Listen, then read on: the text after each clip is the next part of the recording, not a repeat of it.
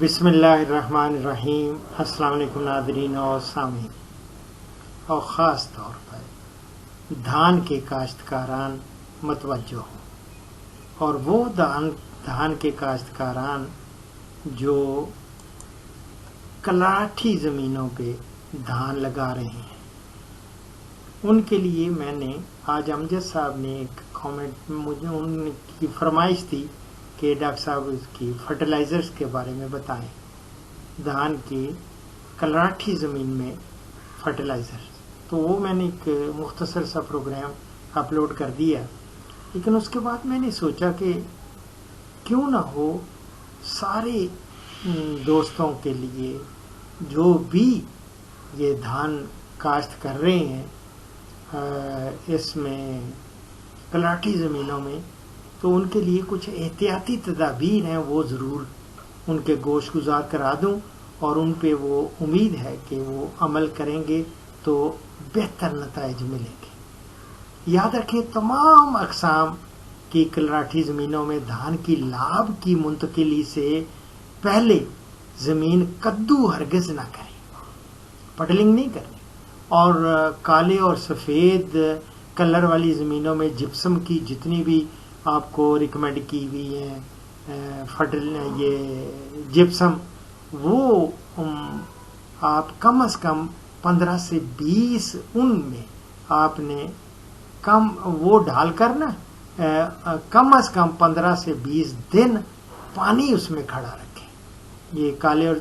زیادہ تر تو سفید کلر کے لیے جپسم ڈالتے ہیں، لیکن اگر دونوں کے لیے ریکمینڈ کی جتنی بھی ہے وہ آپ یا اس میں سلفیورک ایسڈ ہے یا گندھک کا تیزاب ڈالتے ہیں کالے کے ایک کلر والی زمین پہ، تو وہ بھی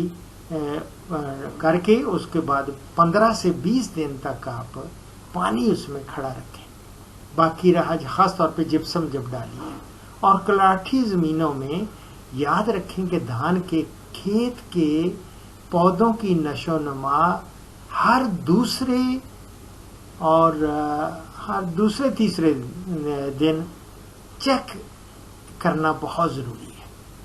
کیوں؟ اس لیے کہ اس کی دھان کی نشو و نما تیزی سے ہوتی ہے، اور یہ فصل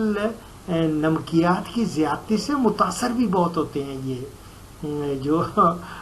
پودے ہیں، اگر زیادہ نمکیات ہوں گے تو اس میں یہ جلدی مرجھا جاتے ہیں، اور لاب کی منتقلی سے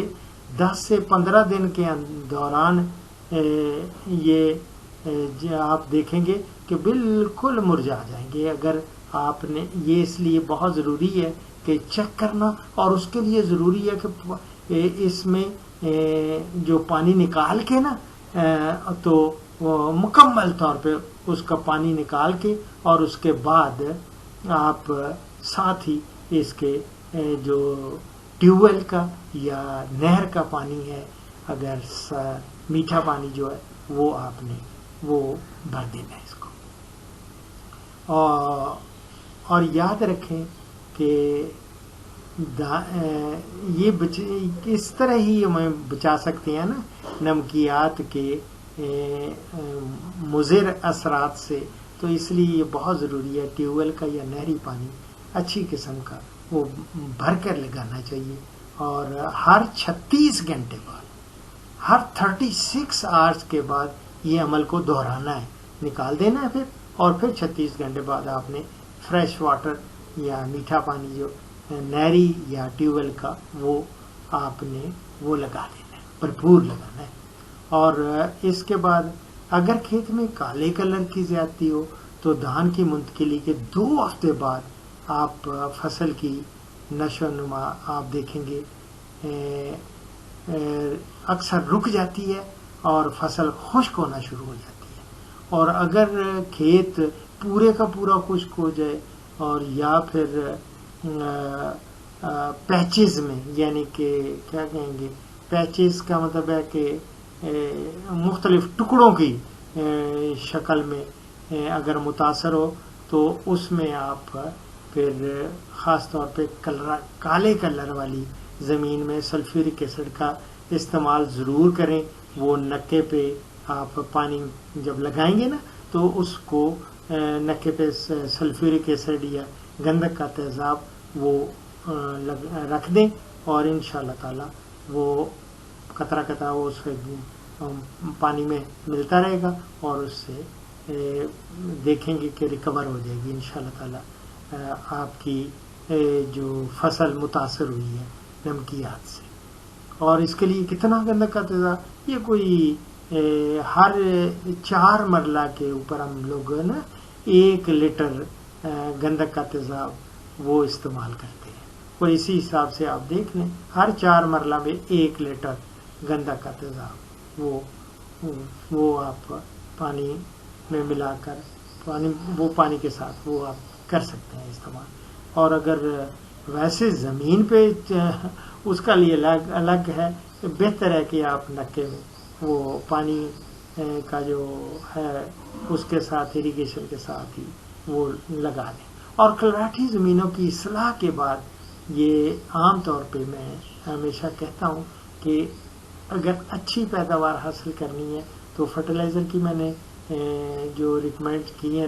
ڈوزز کہ کتنی آپ نے فرٹیلائزر ڈالنا ہے، اور وہ آپ پروگرام وہ دیکھ لیں۔ اس سے پہلے میں نے وہ کلراٹھی زمینوں کے لیے فرٹیلائزر کی بتایا ہے، اور اس میں نائٹروجنی فرٹیلائزر عموماً ویسے 25% زیادہ استعمال کیا جاتا ہے کلراٹھی زمینوں میں، جبکہ فاسفورس اور پوٹاش وہ نارمل ہی جتنا ہوتا ہے نا عام فصل کے لیے، موٹی اقسام کے لیے اور دوسری باسمتی کے لیے وہ اس میں کوئی رد و بدل نہیں ہے۔ البتہ زمین میں اگر آپ کو زنک کی کمی ہو تو زنک کی کمی اگر آپ نے انالیسس کرایا ہے، اس کا تجزیہ کرایا ہے اور زنک کی کمی ہے، تو اس صورت میں آپ نے کیا کرنا ہے کہ وہ زنک سلفیٹ آپ کو ملے گا 33% والا، تو 33% والا جو زنک سلفیٹ ہے وہ 5 کلو گرام فی ایکڑ وہ آپ وہ ڈالیں۔ یہ میری جان، میں نے سوچا کہ آپ کے لیے یہ احتیاطی تدابیر بہت ضروری ہیں، یہ کلراٹھی زمینوں میں دھان کے کاشتکاران کے لیے ان پہ عمل کریں گے، اللہ رب العزت آپ کے اس دفعہ بھی بہترین آپ پیداوار حاصل کریں گے۔ اب رہا اس پروگرام کا اختتام، ایز یوزول حدیث مبارک پر بخاری سے کوٹ کر رہا ہوں۔ حضرت عبداللہ بن عمرو رضی اللہ تعالی عنہ کہتے ہیں رسول اللہ صلی اللہ علیہ وسلم نے فرمایا، بے شک تم میں سے میرے نزدیک سب سے پیارا وہ ہے